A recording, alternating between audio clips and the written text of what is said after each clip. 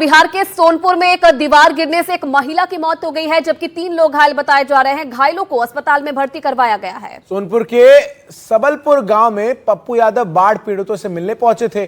उनके वहां से निकलते ये हादसा हुआ। नदी में कटाव के कारण ये दीवार गिरी। दीवार गिरते ही वहां भगदड़ मच गई। वहां मौजूद लोगों ने दीवार के नीचे दबे लोगों को बड़ी मुश्किल से बाहर निकाला।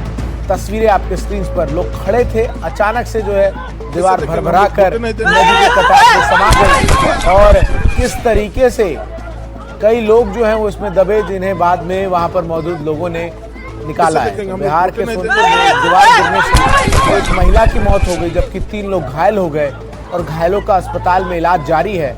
सोनपुर के सबलपुर गांव में ये दुर्घटना हुई। इसका वीडियो भी सामने आया है एनडीटीवी पर। सबसे पहले ये तस्वीरें आप देख रहे हैं। आप देखिए, पप्पू यादव जैसे ही निकले वहां से और कुछ लोग वहां पर खड़े थे, तभी अचानक से देखते देखते दीवार का एक हिस्सा गड़बड़ा कर गिर गया, जिसके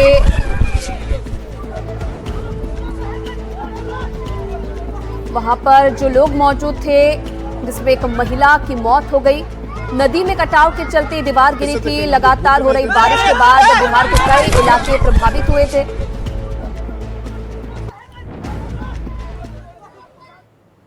वहीं प्रधानमंत्री नरेंद्र मोदी के असम दौरे का आज दूसरा दिन है और असम को आज प्रधानमंत्री 19,000 करोड़ की विकास परियोजनाओं की सौगात भी देंगे। कई परियोजनाओं का उद्घाटन और शिलान्यास करेंगे। आज दरांग और गोलाघाट भी जाएंगे पीएम मोदी। दरांग में मेडिकल कॉलेज का शिलान्यास करेंगे और गोलाघाट में बांस आधारित एथेनॉल प्लांट का उद्घाटन करेंगे प्रधानमंत्री नरेंद्र मोदी। असम पर आज सौगातों की बरसात करेंगे। कई परियोजनाओं का उद्घाटन और शिलान्यास करेंगे प्रधानमंत्री नरेंद्र मोदी। तो प्रधानमंत्री नरेंद्र मोदी कल मणिपुर के दौरे पर पहुंचे। मई 2023 में हिंसा भड़कने के बाद ये उनका पहला दौरा था और सबसे पहले वो चूड़ाचांदपुर पहुंचे। कुकी बाहुल ये इलाका हिंसा के दौरान सबसे ज्यादा प्रभावित इलाकों में से एक था। इस दौरान प्रधानमंत्री मोदी ने कहा कि उम्मीद और विश्वास की सुबह दस्तक दे रही है। मैतेई और कुकी समुदाय के बीच जातीय हिंसा शुरू होने के 2 साल बाद प्रधानमंत्री मोदी मणिपुर पहुंचे।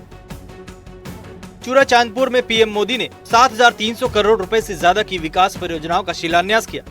इस दौरान पीएम मोदी ने बच्चों से भी मुलाकात की। एक बच्चे ने पीएम मोदी को उनकी पेंटिंग और एक बच्चे ने हैट तोहफे में दी। भारत सरकार का निरंतर प्रयास रहा है कि मणिपुर को विकास के रास्ते पर तेजी से आगे ले जाए।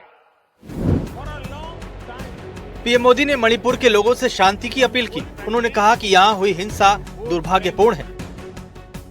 उम्मीद और विश्वास की नई सुबह मणिपुर में दस्तक दे रही है।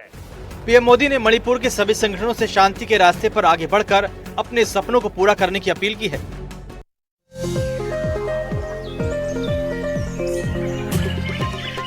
तो गैंगस्टर्स के निशाने पर एक के बाद एक बॉलीवुड और एंटरटेनमेंट जगत से जुड़ी हस्तियां आ रही है। एक्ट्रेस दिशा पाटनी के बरेली वाले घर पर फायरिंग हुई। इसकी जिम्मेदारी रोहित गोदारा और गोल्डी बराड़ गैंग ने ली है। साथ ही ये कहा गया कि दिशा पाटनी ने संत प्रेमानंद महाराज और अनिरुद्धाचार्य जी महाराज के अपमान किया और इसीलिए उन्हें ये चेतावनी है।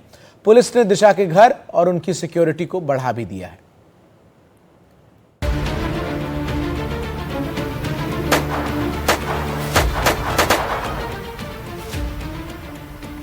ये तस्वीरें यूपी के बरेली की हैं।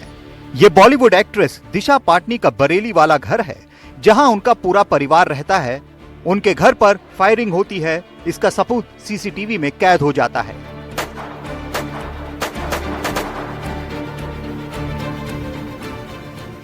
दिशा पाटनी के घर पर 2 अज्ञात बाइक सवार बदमाशों ने करीब 7 से 8 राउंड फायरिंग की, जिसका सीसीटीवी भी सामने आया है। घर की दीवारों पर गोलियों के निशान भी हैं। फायरिंग किसने करवाई है ये भी सामने आ गया है। गोल्डी बराड़ और रोहित गोदारा गैंग ने इसकी जिम्मेदारी ली है। इस हमले के पीछे संतों का अपमान बताया गया है, जिनके बयानों पर दिशा की बहन खुशबू ने आलोचना की थी। आज बच्चे बच्चियां कैसी पोशाकें पहने, कैसे आचरण कर रहे हैं, एक लड़के से ब्रेकअप, दूसरे से व्यवहार। 25 साल की लड़की 4 जगह वो मुंह मार चुकी होती है।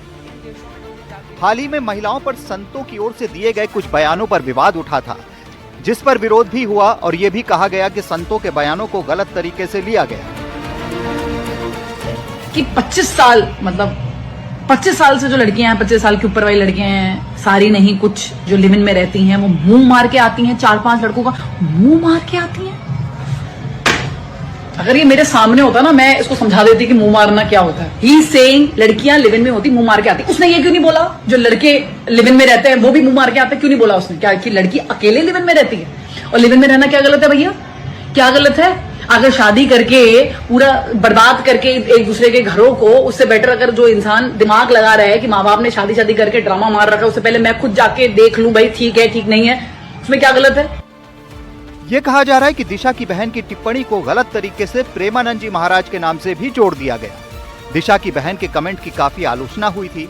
उन्होंने साफ किया था कि उनकी टिप्पणी प्रेमानंद जी के लिए नहीं थी, लेकिन जिन गैंगस्टर्स ने दिशा के घर पर फायरिंग की जिम्मेदारी ली है, उनका कहना है कि बाबाओं का अपमान नहीं सहेंगे। शुक्रवार सुबह करीब 3 बजे बदमाशों ने दिशा के बरेली वाले घर के बाहर फायरिंग की, जिसका सबूत भी सीसीटीवी में कैद हुआ। घटना के बाद परिवार के लोग परेशान हैं। ये धमकी गोल्डी बराड़ और रोहित गोदारा गैंग ने दी है। दोनों गैंगस्टर लॉरेंस बिश्नोई के लिए काम करते हैं। ये देख सकते हैं आप कि ये ऊपर देखिए, ये ऊपर कितने राउंड इनके फायर हुए हैं और ये छेद हो रखे हैं कई जगह पे, और इनके दिखाई दे रहा है साफ कि 7-8 गोलियां लगभग यहाँ पे लगी हैं। कल सुबह 4 बजे की घटना है ये।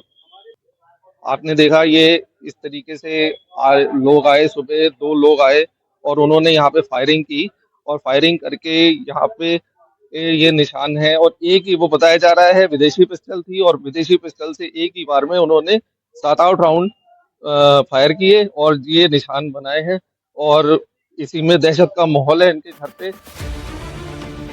रोहित गोदारा ने फेसबुक पोस्ट में लिखा कि ये जो फायरिंग हुई है ये हमने करवाई है। इसने हमारे पूज्य संत प्रेमानंद महाराज और अनिरुद्धाचार्य महाराज का अपमान किया था। इसने हमारे सनातन धर्म को नीचा दिखाने की कोशिश की थी।